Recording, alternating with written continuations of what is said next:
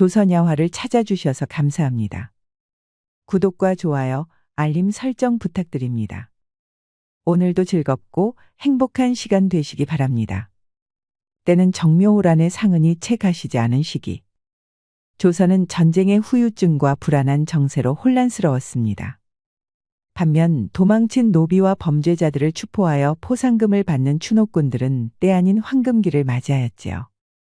그중 이강백이라는 사내는 독보적인 실력을 자랑하는 추노꾼이었습니다. 이강백 그대가 추노꾼 중 으뜸가는 이라고 들었다. 그 소문이 사실이더냐? 소인의 몇 없는 재주이지요. 강백은 흙바닥에 머리를 바짝 붙이며 예를 표하였습니다. 대청마루의 근엄한 자태를 뽐내며 앉아있는 자는 병조판서 오윤탁 대감이었습니다. 그야말로 권력의 끝자락에 닿은 인물이었지요. 오대감은 아리따운 여종 수십 명에게 둘러싸여 시중을 받고 있었는데 그 모습이 명나라 황제를 연상시킬 만큼 아주 호화로웠습니다. 도망친 노비년 하나가 아주 눈에 가시다. 꼴에 칼잡이까지 고용한 데다. 영악하기 그지없어서 추적하는데 애를 먹고 있지. 상만 제대로 쳐주신다면 소인이 말끔하게 해결해드리겠나이다. 오대감은 향긋한 차를 한 모금 후루룩 들이켰습니다. 그리고 품속에서 엽전 한 뭉치를 꺼내어 강백 머리맡에 툭하고 던졌습니다. 선수금 50냥이다. 산채로 그것을 잡아오면 200냥. 죽은 채로 데려오면 150냥을 주마. 석 달여간의 시간을 주시면 그 버릇없는 것을 끌고 와 대감 나으리 앞에 바치겠나이다. 한 달이다. 한 달 안에 찾아내거라. 사로잡으면 서신을 보내어 알리고 한강 이촌나루에서 접선하여 인도하거라. 한 달이라니. 이는 터무니없는 기한이었습니다.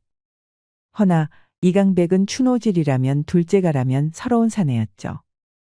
기한이 제법 촉박하지만 선수금 50냥에 성공시 200냥이면 어떻게든 해야 하는 일이었습니다. 강백은 조심스럽게 50냥을 품 안에 넣었습니다. 명을 받들겠나이다. 오대감은 웃음기 없는 얼굴로 손을 휘저었습니다. 물러가라는 의미였지요. 노련하고 눈치 빠른 강백은 공손하게 인사를 올리고 오대감 댁을 떠났습니다. 강백의 부하들도 곧바로 뒤를 따랐습니다.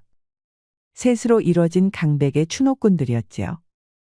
이들은 모두 도끼와 검, 언얼도, 활 등 흉흉한 무기를 소지하고 있었습니다.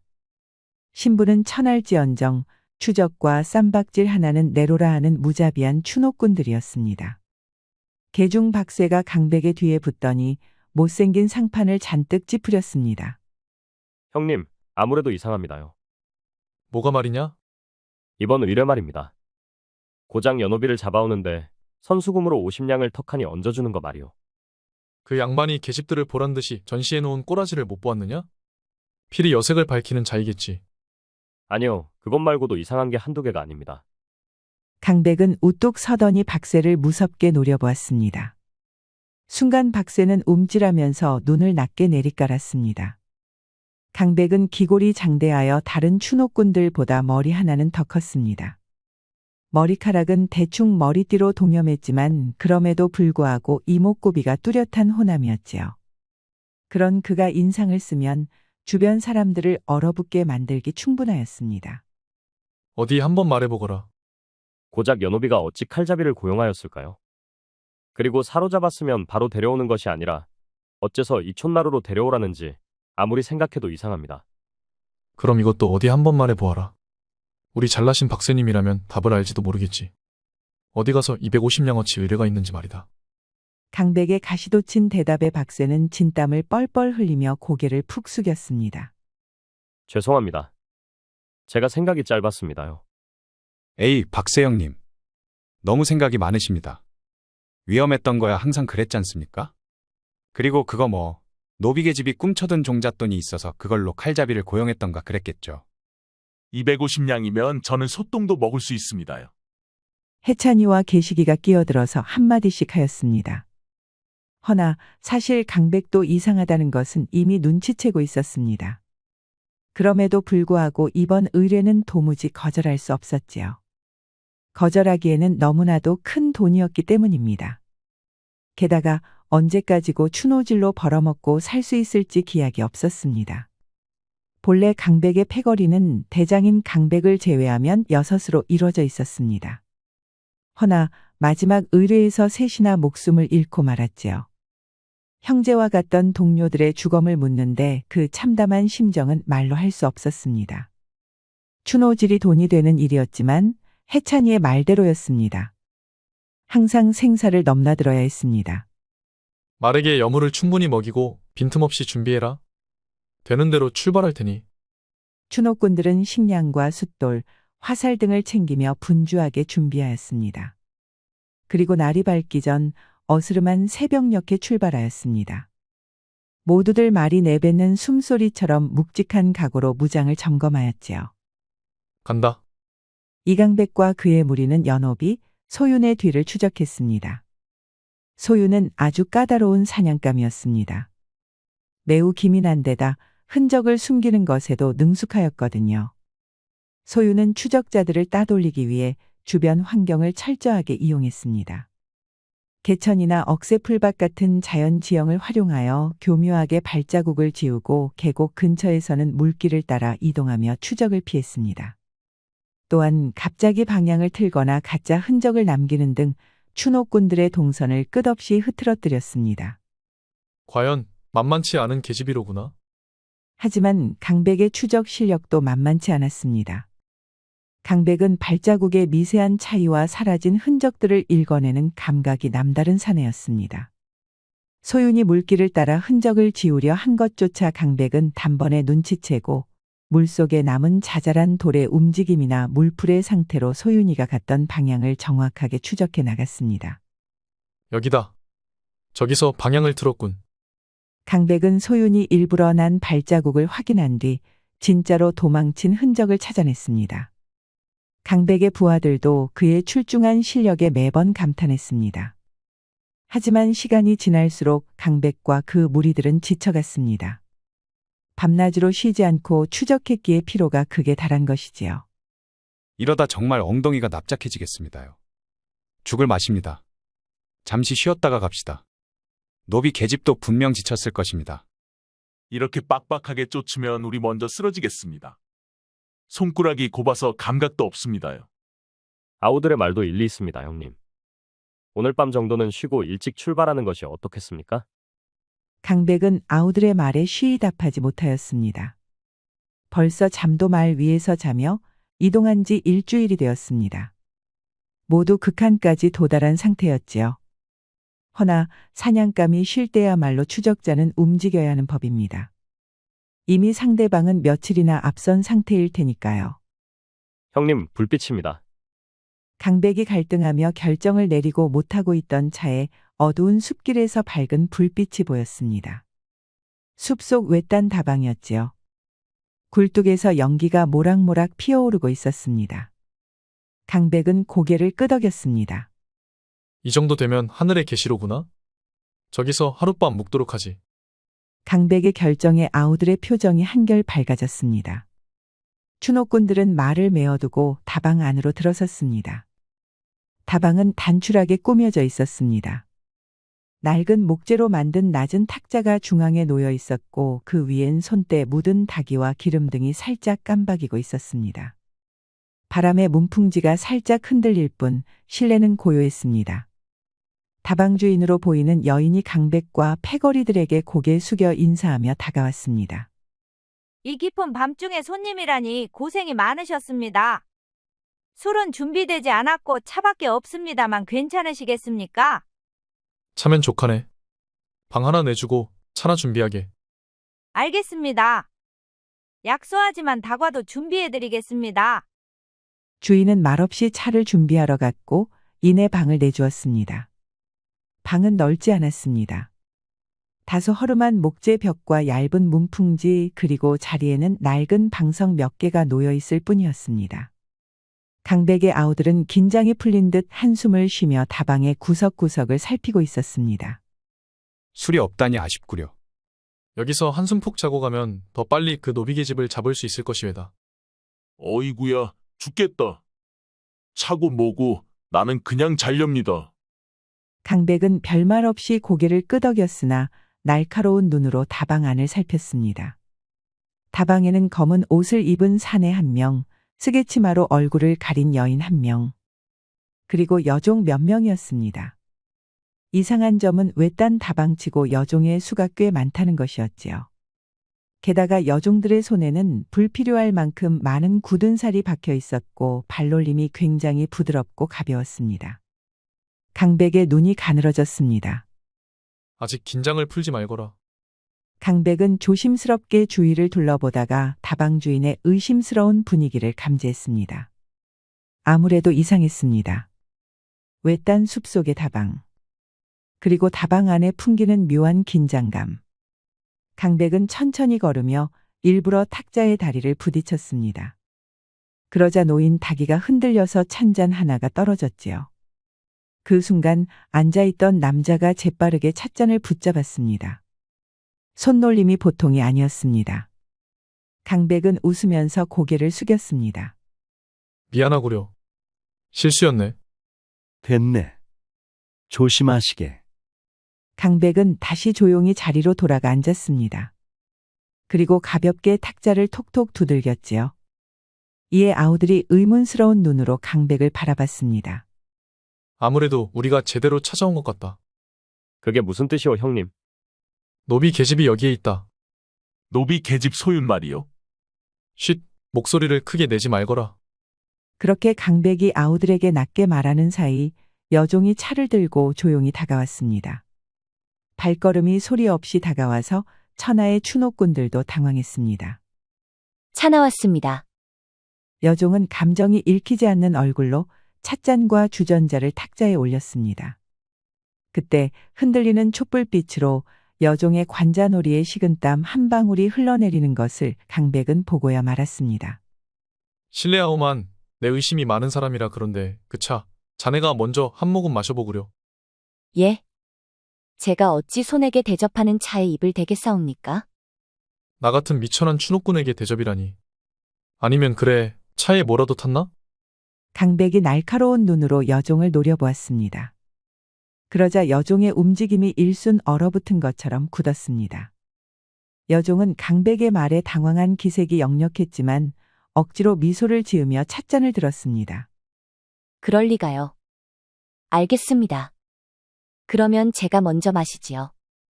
여종은 서서히 찻잔을 들어 입술에 가까이 댔습니다.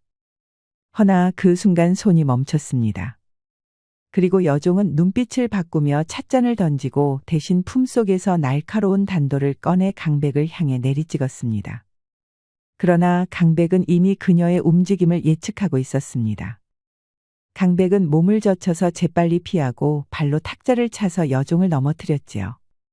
기습이다. 여종이 넘어지자 다방 안에 있던 사람들이 일제히 칼을 뽑아들어 추노꾼들을 향해 달려들었습니다. 방금 전 차잔을 잡았던 사내는 가장 먼저 칼을 빼들어 강백에게 휘둘렀지요. 강백의 예상대로였습니다. 소연이 고용한 칼잡이 사내가 분명했습니다. 형님, 적들이 너무 많습니다요. 저 쓰개치마를 쓴 계집이 소연이다. 먼저 잡아서 활로를 뚫자. 순식간에 다방은 아비규환이 되었습니다. 고성이 오가고 칼날이 번뜩이며 좁은 공간에서 추노꾼들과 소연의 패거리들 간의 칼부림이 벌어졌지요. 소연은 쓰개치마를 벗어 던지고 몸을 움츠려 빠져나가려 했습니다. 이놈! 아가씨는 못 데려간다. 비켜라. 강백은 눈앞에 칼잡이와 정신없이 검격을 주고받았습니다. 보통이 아닌 솜씨였습니다. 공방에 빈틈이 없고 자로 잰 듯한 검격이 소름 끼쳤습니다. 천하의 강백도 진땀을 흘려야 했지요. 허나 이는 칼잡이 쪽도 마찬가지였습니다. 강백의 검격은 강건했고 궤적이 변화무쌍하여 예측이 쉽지 않았습니다. 주변의 여종들은 행여 휘말릴까봐 차마 끼어들지도 못하였습니다. 이에 반의 계식과 해차는 광포하게 창과 도끼를 휘두르며 여종들을 밀어내었습니다. 형님, 이 계집들도 보통이 아닙니다. 요즘 다방에서는 다도가 아니라 무술을 배우나 보구나. 박새는 힘겹게 창을 휘두르며 사방에서 들어오는 단검 공격을 막아내야 했습니다. 헌데 그 사이 계시기가 작은 몸을 잔뜩 숙이고 은밀하게 기어서 소연을 붙잡았습니다. 그리고는 목에 날붙이를 들이대었지요. 형님, 잡았습니다. 잡았어요. 잘했다. 계식의 외침에 다방 안은 일순간 얼어붙었습니다. 칼날의 빛이 어둠 속에서 번뜩였지만 계식이 소연의 목에 날붙이를 들이대자 소연의 패거리들도 잠시 움직임을 멈췄습니다. 비겁한 놈들! 아녀자를 인질로 삼다니! 강백은 피식 웃으며 검을 쥔 손을 들어올렸습니다.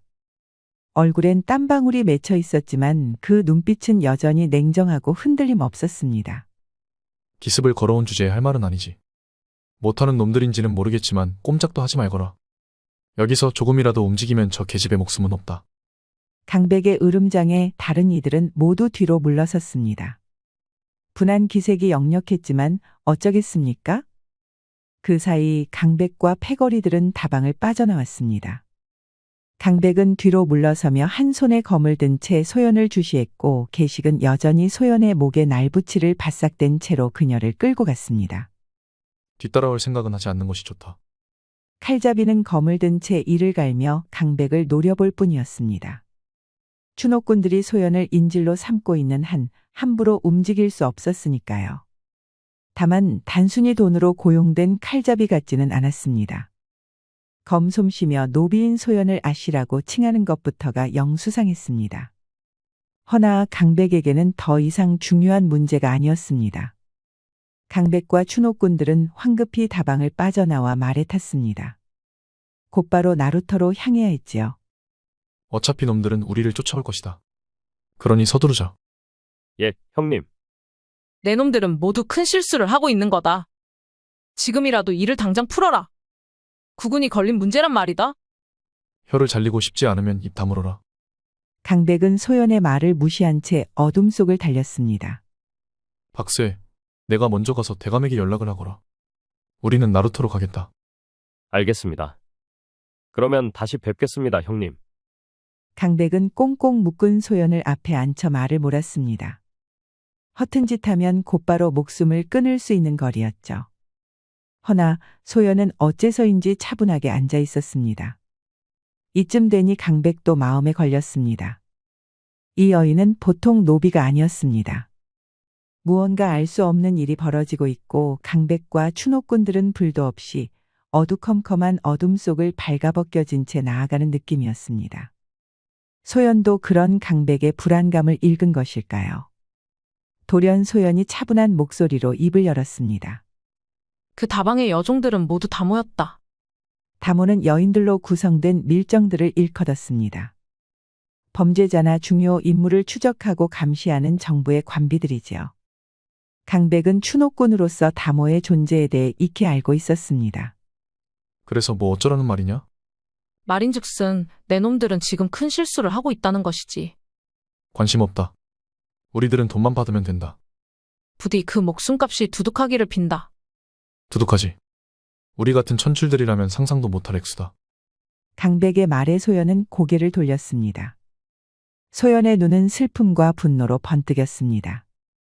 오대감은 역모를 꾸미고 있다. 소연의 말에 천하의 강백도 입을 다물었습니다. 더 듣고 싶지 않았습니다.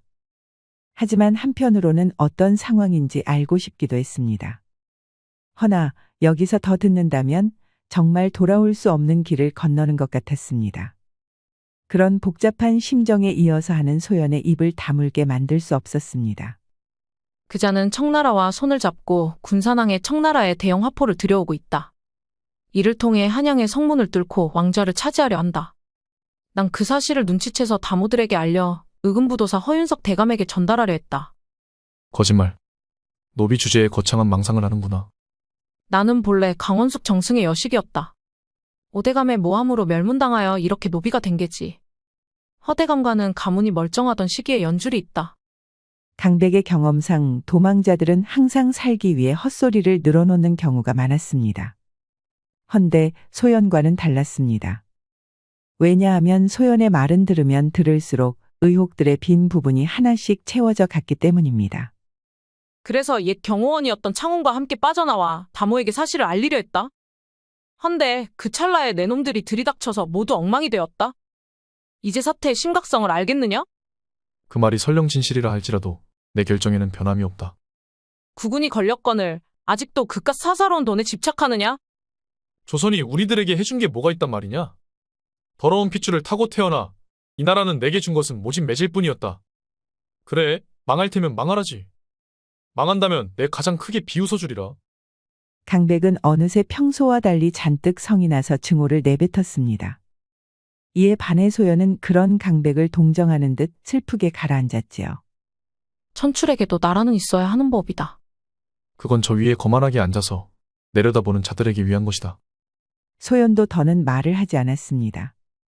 강백은 아닌 척 했습니다만 다소 마음이 흔들렸습니다.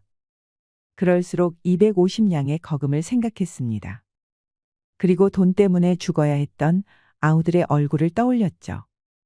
강백은 강하게 말고삐를 움켜쥐었습니다.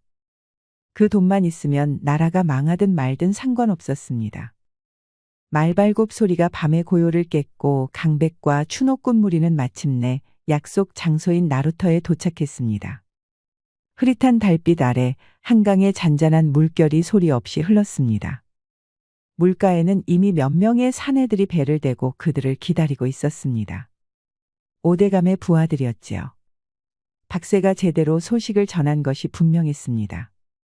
강백은 소연을 말에서 끌어내리며 사내들을 둘러보았습니다. 그들 중 검은 의복에 삿갓을 쓴 이가 다가왔습니다. 대감께서 오래 기다리셨네. 돈은 준비되었나? 강백의 태도에 사내는 신경이 거슬린 듯 혀를 찼습니다. 그리고 말없이 손을 저었지요. 그러자 뒤에 있던 자들이 괴짝을 하나 들고 나타났습니다.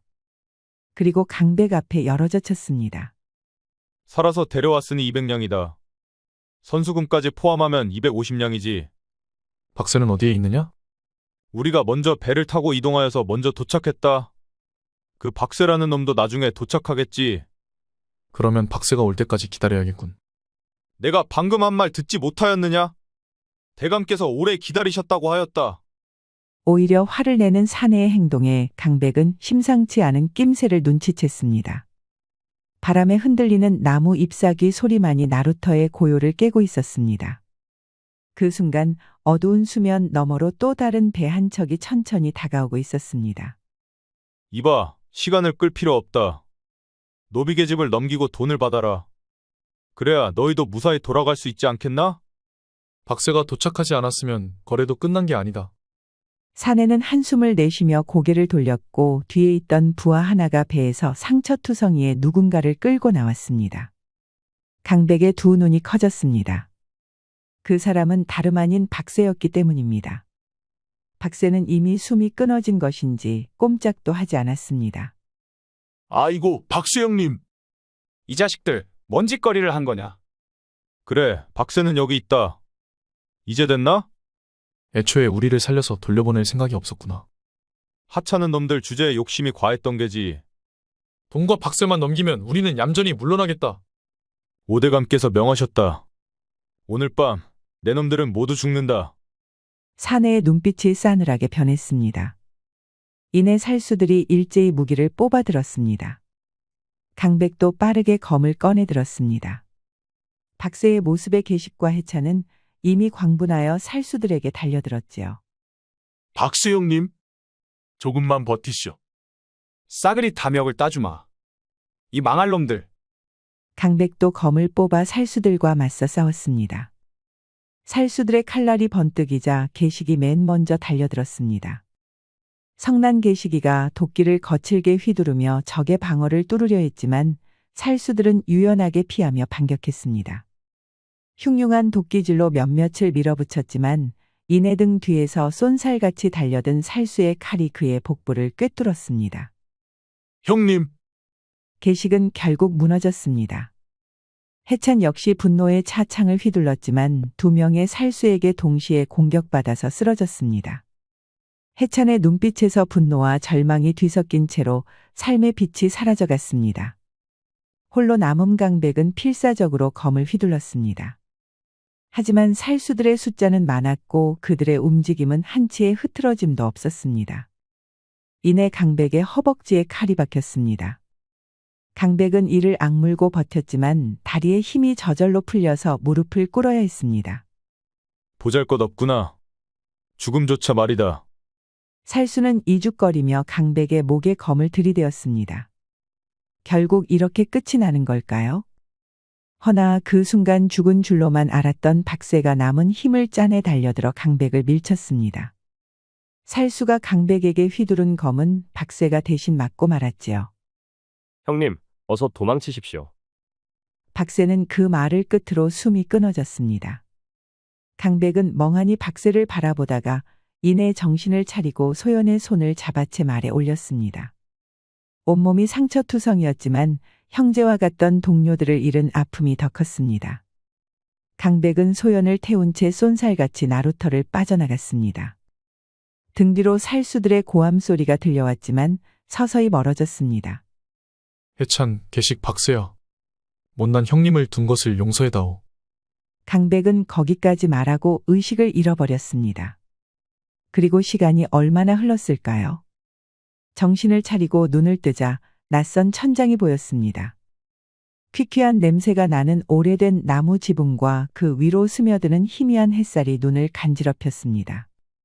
손을 들어 올리려 했으나 온몸이 쑤시고 칼의 베인 자리에서 날카롭고 뜨거운 고통이 밀려왔습니다. 강백은 힘겹게 고개를 돌리자 앉아있는 소연의 모습이 보였습니다. 소연은 고요하게 강백의 상처를 돌보고 있었습니다. 왜 나를 살렸소? 소연은 고개를 들고 강백의 눈을 바라보았습니다. 그녀의 눈동자엔 깊은 슬픔이 서려 있었습니다. 질책하는 건가요? 질문에 대답하시오. 당신도 외톨이가 되었죠. 사실상 이미 죽은 것이나 다름없어요. 그걸 저는 누구보다도 잘 알아요. 강백은 그 말을 듣는 순간 참아왔던 감정이 터져나왔습니다. 강백은 형제와 같던 동료들이 하나둘 죽어가던 순간들이 떠올랐고 그들의 주검이 눈앞에 아른거렸습니다. 강백은 이를 악물고 고개를 돌렸지만 결국 눈물을 주체하지 못하고 흘러내렸습니다. 다 내 탓이다. 내 탓으로 모두 죽었어. 아우들의 죽음은, 헛된 희생은 모두 다 나 때문이야. 소연은 아무 말 없이 강백의 옆에 앉아 떨리는 어깨를 어루만졌습니다. 소연은 슬픔에 잠긴 강백을 위로할 수 있는 말을 찾지 못했습니다. 강백은 오랫동안 흐느끼다가 그만 혼절해버리고 말았지요. 얼마 후 강백은 다시 깨어났습니다. 몸은 여전히 아팠지만 정신은 차분하게 가라앉아 있었습니다. 소연은 어느새 짐을 꾸리고 나갈 준비를 하고 있었습니다. 이제 어떻게 할 생각이요? 군산항으로 갈 거예요. 오대감의 역모를 막아야 해요. 강백은 그녀의 말을 듣고 몸을 일으켰습니다. 아직도 상처가 아프고 움직이기 힘들었지만 강백은 소연을 따라 짐을 챙기기 시작했습니다. 나도 같이 가겠소. 어째서죠? 형제들의 복수를 해야 하오. 그들의 넋을 기리기 위해서라도 오대감에게 그 책임을 묻겠소. 소연은 한숨을 내쉬며 강백을 바라봤습니다. 강백의 눈에는 삶에 대한 의지가 아닌 그저 복수만이 자리하고 있었습니다. 마치 지금 죽으려는 것처럼 말하는군요. 죽어도 상관없소. 이미 나는 죽은 목숨이나 다름없으니까. 어렵게 구한 목숨을 그리 쉽게 던지지 마세요. 강백은 아무런 대답을 하지 않았습니다. 강백은 말없이 소연을 바라보았고 이내 천천히 고개를 끄덕였습니다. 소연은 슬픈 눈빛을 거두며 말에 올라탔고 강백도 뒤이어 말에 오르며 조용히 군산항을 향해 나아갔습니다. 이강백과 소연은 군산항에 도착했을 때 이미 어둠이 짙게 깔려 있었습니다. 정박해 있는 배에는 오대감의 수하들이 분주히 움직이며 화포를 싣고 있었습니다. 배는 서늘한 바람과 함께 잔잔한 물결에 떠 있었고 그 주변에는 경비가 삼엄했습니다. 저 배에서 대포를 내릴 거예요. 어떻게 막죠? 화약이 안에 있을 거요. 잠입해서 불을 붙이면 아마 오대감 자식도 볼 수 있을 만큼 큰 불이 나겠지. 소연은 고개를 끄덕였고 둘은 어둠 속으로 몸을 숨겼습니다. 강백은 은밀하게 경비병들을 피해 배에 잠입했습니다. 소리 없이 그림자에서 그림자로 옮기는 모습은 그야말로 인류 추노꾼다웠습니다. 이윽고 강백은 어둠 속에서도 화약통의 위치를 정확히 찾아냈습니다. 이걸로 충분하겠지. 강백은 조심스럽게 화약통 주변에 불을 붙였고 불꽃이 점차 화약통에 닿자 그곳에 불길이 일기 시작했습니다. 강백은 서둘러 소연에게로 다가가며 말했습니다. 이제 빠져나갑시다. 여기 있다. 놈들을 잡아라. 허나 불을 붙였다는 것에 마음에 빈틈이 생긴 탓일까요? 경비병들이 강백과 소연을 발견하고 말았습니다. 이윽고 경비병들이 몰려들었죠. 강백은 욕짓거기를 뱉으며 검을 뽑았습니다. 내가 막아서 시간을 끌겠소. 어서 나가시오. 소연은 강백의 말에 망설이다가도 강백의 결연한 표정을 보고 말없이 빠져나가기 시작했습니다. 강백은 소연이 나가는 것을 확인한 후 몰려드는 경비병들과 싸우기 시작했습니다. 강백의 손속에 사정을 두지 않은 겁놀림에 경비병들은 비명도 지르지 못하고 쓰러졌습니다. 허나 시간이 얼마 남지 않았습니다. 불길이 점점 거세지며 폭발이 가까워지고 있었습니다. 강백은 마지막 힘을 다해 적들을 막아내면서 힘겹게 밖으로 빠져나갔습니다. 소연과 강백은 겨우 배 밖으로 빠져나왔고 이내 뒤에서 엄청난 폭발 소리가 울려 퍼졌습니다. 배가 폭발하며 불기둥이 치솟았고 그 파편들이 사방으로 튀어올랐습니다. 그러자 폭발 소리를 들은 오대감의 하수인들이 항구로 모여들었습니다. 이들은 불타는 배를 보며 분노에 찬 눈빛으로 두 사람을 노려보았습니다. 놈들을 살려두지 말라. 오냐, 오늘 형제들의 넋을 달래겠다.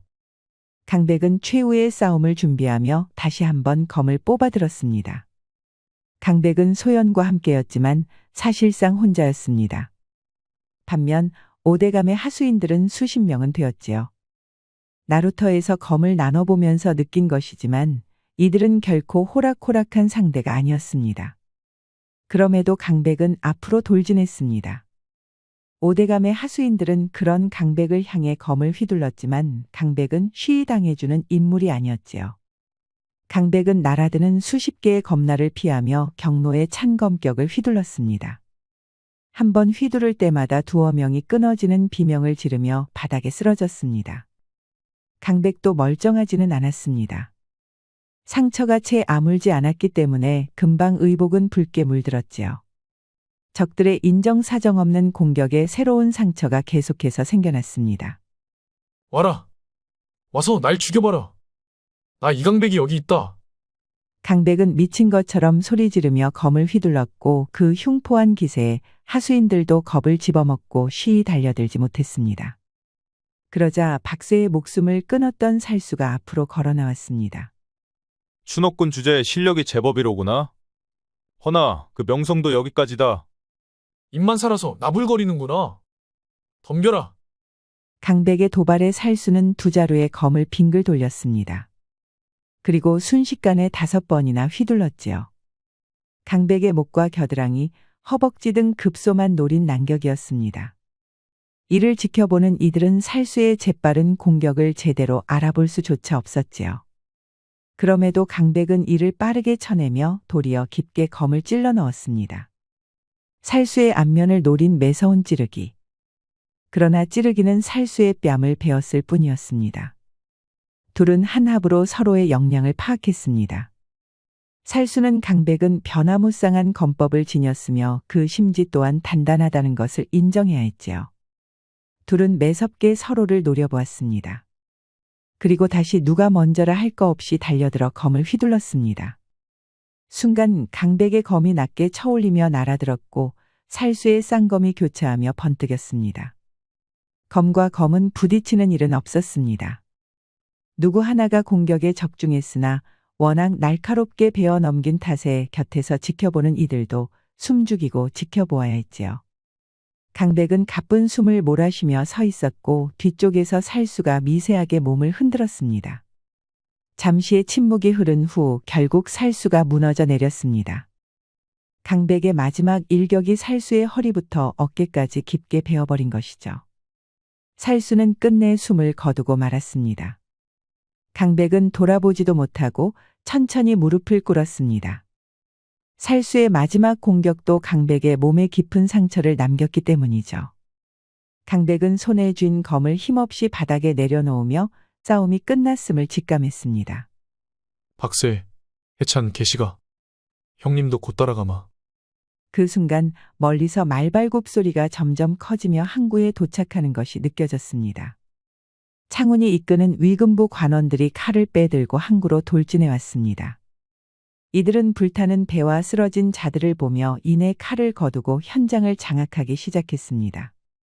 이놈들! 오대감의 영모죄가 이 자리에서 모두 명명백백하게 밝혀졌구나. 꼼짝도 말고 오랏줄을 받아라. 강백은 희미하게 미소를 지었습니다. 들려오는 소음들이 서서히 멀어져만 갔지요. 소연이 달려와 강백을 부축하며 소리를 질렀지만 이도 점점 사그라들었습니다. 그 사이 이금부 관원들이 몰려와 남은 하수인들을 체포했고 불길 속에서 살아남은 자들은 모두 결박되었습니다. 이강백 그대가 이겼어요. 그리고 우리가 막아냈습니다. 강백은 소연의 말을 들으며 서서히 눈을 감았습니다. 강백의 얼굴엔 피로함과 고통이 서려 있었지만 이제 더는 싸울 이유가 없다는 안도감도 함께 떠올랐습니다. 강백은 힘겹게 한숨을 내쉬며 다시 의식을 잃었습니다. 아침 햇살이 부드럽게 침소 안을 비추자 강백은 서서히 눈을 떴습니다. 천천히 눈을 깜빡이며 낯선 천장을 바라보던 그 순간 바깥에서 누군가 서둘러 문을 열고 들어왔습니다. 하인이었습니다. 아이고야, 깨어나셨군요. 소연 마님을 모셔오겠습니다. 하인은 곧바로 밖으로 달려나갔고 잠시 후 소연이 급하게 방으로 들어왔습니다. 소연의 두 눈은 눈물이 그렁그렁했습니다. 강백 드디어 깨어났군요. 죽은 줄만 알았어요. 어떻게 되었어? 많은 일이 있었지요. 오대감은 영모죄로 잡혀갔고 그가 꾸미던 모든 음모가 드러났어요. 당신 덕분이에요. 그리고 저 역시 억울했던 사연이 밝혀졌어요. 제 가문의 명예도 회복됐고 지위도 모두 복권되었어요. 강백은 잠시 침묵하며 소연의 말을 들었습니다. 모든 것이 끝났다는 사실에 안도감이 밀려왔지만 그의 마음속에는 여전히 혼란이 자리하고 있었습니다. 당신도 이번 일에서 큰 공을 세웠으니 면천되었습니다. 이제 더는 천한 신분이 아니에요. 함께 있어요, 강백. 이제는 당신도 자유예요. 우리 함께 새로운 삶을 시작해요. 나는 평생 천한 신분으로 살았소. 나 같은 자가 그대와 어울릴 수 있겠소? 그런 말 하지 말아요. 그러니 제발 생각해봐요. 혼자라고 생각하지 말고요. 생각해보겠소. 조금 더 쉬면서 고민해보지요. 알겠어요. 충분히 쉬고 나서 답을 주세요. 저는 언제나 당신을 기다릴게요. 소연은 자리에서 일어나 강백에게 미소를 지으며 방을 나섰습니다. 그리고는 조용히 문을 닫고 나갔습니다. 그러나 잠시 후 소연이 다시 돌아왔을 때 방 안은 텅 비어 있었습니다. 강백은 이미 떠나 있었고 그가 항상 가지고 다니던 팔찌가 침상 위에 놓여 있었습니다. 소연은 그 팔찌를 조심스럽게 집어들고 잠시 그것을 바라보며 고요히 눈을 감았습니다. 소연의 마음속에는 강백에 대한 복잡한 감정들이 소용돌이처럼 떠올랐지만 이를 소중히 가슴속에 품었습니다. 소연은 아련한 눈빛으로 창밖을 바라보며 강백이 어딘가에서 자유롭게 살아갈 것이라 믿었습니다. 침소를 비추는 따뜻한 햇살 아래 소연은 강백이 남긴 팔찌를 손에 꼭 쥐었습니다. 사람이란 때로는 소중한 것을 지키기 위해 무모한 결단을 내리기도 하지요. 강백은 그 대가로 형제와 같은 동생들을 모두 잃었습니다. 이러한 결과는 가슴 아프지만 때로 우리는 아픔을 교훈 삼아 밝은 미래로 나아가야겠지요. 우리 이야기가 여러분들에게 조금이나마 재미를 선사할 수 있기를 바랍니다. 다른 재미있는 영상도 많으니 즐겁게 봐주세요. 그럼 여러분 모두 행복하고 즐거운 시간 되세요.